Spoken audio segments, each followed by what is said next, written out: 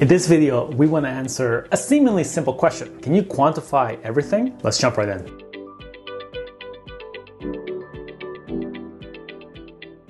Hi there, my name is Ruben and I'm an expert in data and decision making. And the focus on data typically leads companies to say, well, of course, you're here to help us quantify everything. Once we have a KPI or a metric for all the things in our business, then we'll be able to really improve it. And this is based on this idea, which I believe comes from Peter Drucker, that what can't be measured cannot be managed. So let's simply measure everything. And the reality is, not everything can be quantified and not everything should be quantified. So let's take a look at the distinctions and how to think about it. First, there's always situations where data simply isn't available. I've been talking about this for months, years now. People look at me like I'm crazy. They say, you know what, there's always data. We always have evidence. And I would say that's not always true. Some of our bigger questions have no data, have no evidence. Even something like climate change, for example, which has data. There's disputes and debates on it, on the interpretation of data. So you may have numbers, but how you think about them and how's your team look at them. And of course, we saw in the pandemic that even if there is data,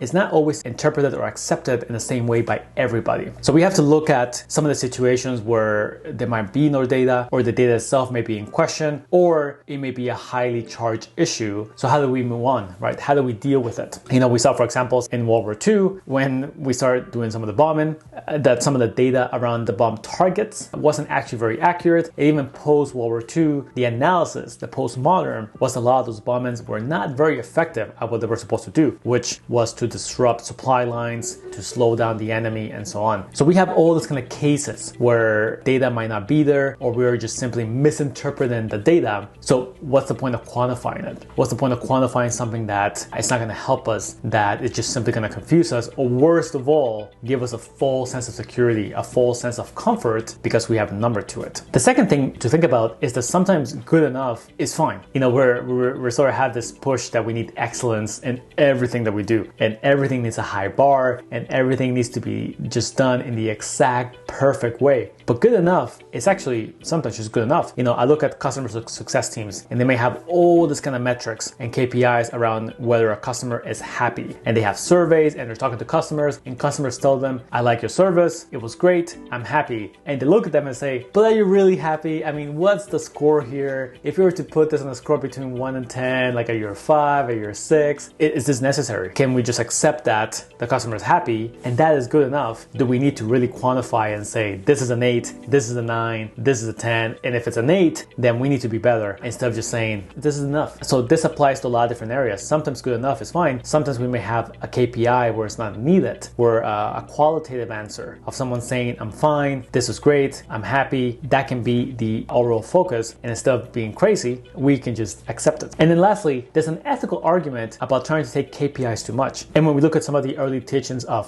sort of Frederick Taylor, which would, he wanted to measure all the different ways in which manual labor was being done. So he would grab a person, and then they were moving things like rocks, from one place to another, and he wanted to measure, how much rocks were they moving in an hour. And if you could measure this, then you can just simply have all these different ways of improving it. And now you could say, the average of moving rocks from one place to the other is this, so everyone's going to stick to the average, and if you don't stick to the average, you're not doing your job, and so on. Of course, the numbers, they were fudged. He completely missed this idea that people will be more tired towards the end of the day. So the speed at which you move rocks in the morning is not quite the speed at which you move rocks at night or in the afternoon. So this Taylorism, was really popular in the initial management, sort of a precursor to the manufacturing line, where you can just simply have a factor or a KPI for everything, and if you can measure it, you can manage it. It's sort of the fundamental idea between Taylorism. So that went away. We moved on through a lot of different iterations, different focuses on culture, Peter Drucker, and so on. And we may not see it so much today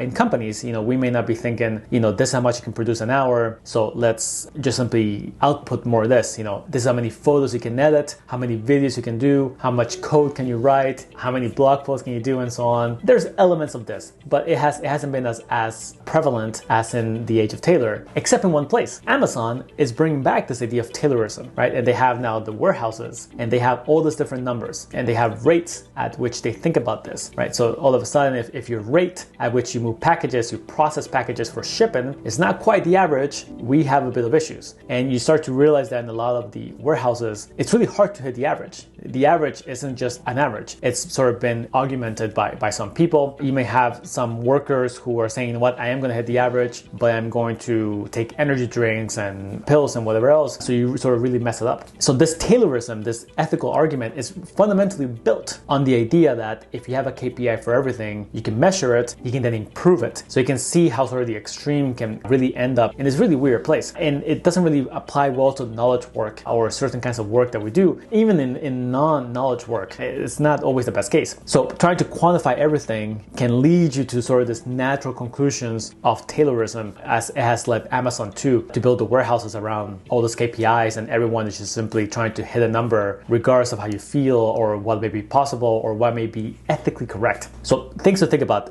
when you're trying to quantify everything. And that is all I have for today. As always, make sure to subscribe, like, comment in the description box below. There's always a few links. First, there's the Data Mirage. I talk about a lot of these ideas about quantification, about the psychology of data, why it can be so hard to convert data into insights. It's all in one book, and you can find that anywhere you can find books. Amazon, Barnes & Noble, and so on. Second, there is a link to my newsletter, The Growth Needle. I cover a lot of these ideas, usually weeks, months in advance before they are videos, so you can get that at the link. It's a free newsletter. And third, there's Twitter, where I'm sharing a lot of these ideas, usually in a more raw format, and of course a bite-sized format that are easier to digest. So you can find that all in the description box below. Finally, in the comment section, let me know what you think. Can you really quantify everything? What things have you had to quantify that you thought could not be possible? What things perhaps should not be quantifiable? Let me know in the comment section below. Until next time, talk soon.